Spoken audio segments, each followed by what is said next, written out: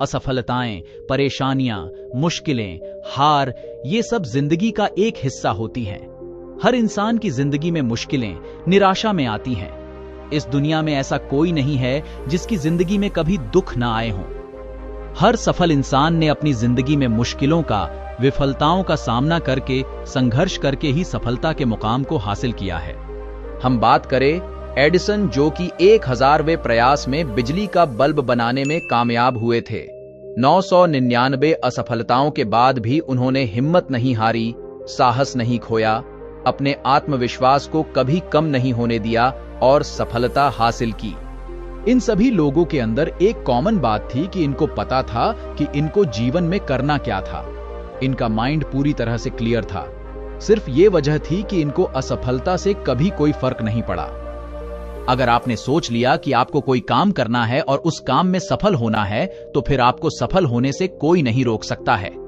लेकिन अगर आपने सोच लिया कि वो काम बहुत मुश्किल है या आप उस काम को नहीं कर सकते हो, तो सच में आप उस काम को कभी नहीं कर पाएंगे और कभी सफल भी नहीं हो पाएंगे।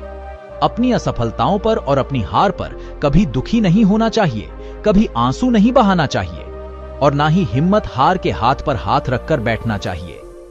हर हाल में अपनी असफलताओं के कारणों का पता करो, अपनी हार की वजह तलाश करो और उनसे सीख लेकर फिर से प्रयास करो और तब तक प्रयास करते रहो जब तक सफल ना हो जाओ। यही सफलता का सबसे बड़ा नियम होता है।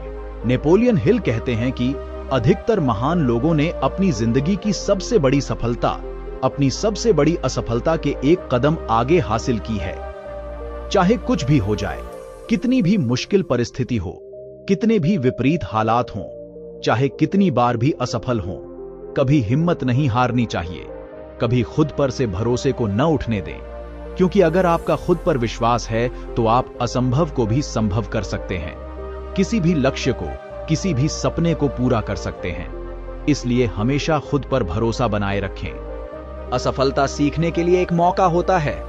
किसी भी इंसान की जिंदगी में सफलता आने से पहले निश्चित रूप से उसकी जिंदगी में हार, असफलताएं और मुश्किलें भी आती हैं।